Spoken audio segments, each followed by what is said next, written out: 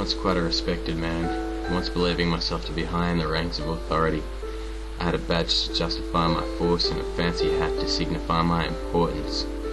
I was no regular cop, reigned as the state's youngest ever superintendent, with all the power of a puppet, making no decisions myself, merely enforcing the orders of my manipulator like a marionette.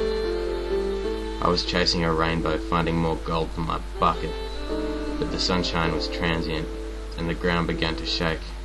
Above me weren't water clouds, but the smoke of a volcano.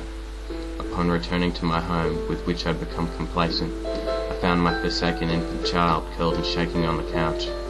I picked her up instantly, but didn't know the cause, until my unsuccessful calls to my wife were deemed useless by a piece of paper laying on the table. A short message from my twin brother that said he couldn't bear to tell me what was happening as he wrote it, even if he was able to, but my wife was with him. I ran straight to the kitchen and picked up the receiver of the phone and began spinning my finger around the dial as quickly as I could. Williamson, it's Powell. We have an emergency. My wife and brother have disappeared and left an ambiguous note. I think someone's going to try and hurt them. Williamson was on his way, so I called my older brother and explained the situation to him. I told him I had to stay here at the scene. He said he'd come to take my daughter to his for the night. He said he'd hurry, but he lived in a posh neighbourhood on the other side of the city. I felt as if I didn't even have time to think before Williamson arrived. I was sitting with my daughter on the couch. She was only 2 and didn't speak much, but was unusually quiet. Williamson and I went into mine and my wife's bedroom, where I hadn't even thought to look yet. The lamp had been knocked off the bedside table, its shade on the ground, its stand and broken light bulb still lying on top of the mahogany. Williamson and I began to search the house properly, finding nothing else out of place, even in the backyard of the outer city property. Soon the news had chased us down, the vanishing wife of the police prodigy. I knock at the door, probably my brother. It is. He says little and takes my daughter promptly. In fear and confusion I drive through the lights in poverty, Williamson beside.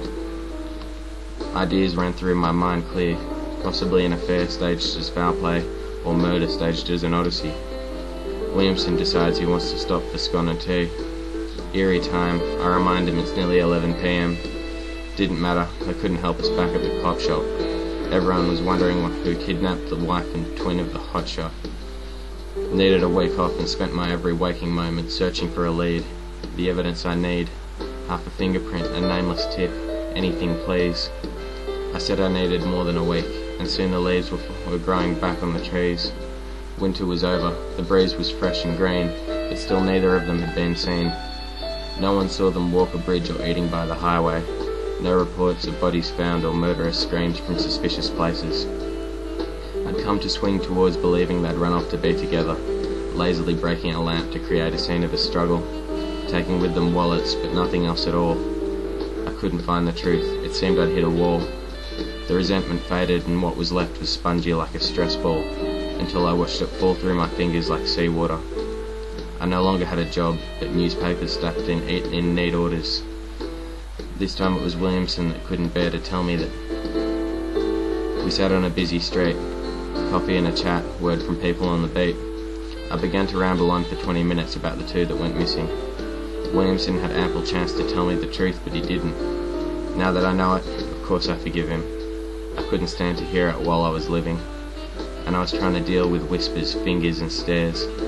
I live in the same society you live in. A silently lost hero, now vulnerable and surrounded like a zoo lion.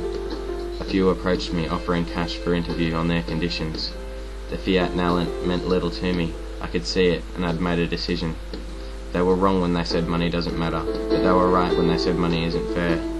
I'd stand by my boycott even if it was ineffective, and I didn't care when my older brother called to inform me that he'd been robbed. He said it was strange that they seemed to know the architecture of the house as if they'd been there before. Professional burglars that must have had game and went and scored a haul. For a second I thought about the price of that broken lamp, and how much my wife hated it. How trivial. I needed my space to have peace, so I made a bit. I felt as if I'd opened myself to the universe, only to find a million new parts I didn't know I was closed to.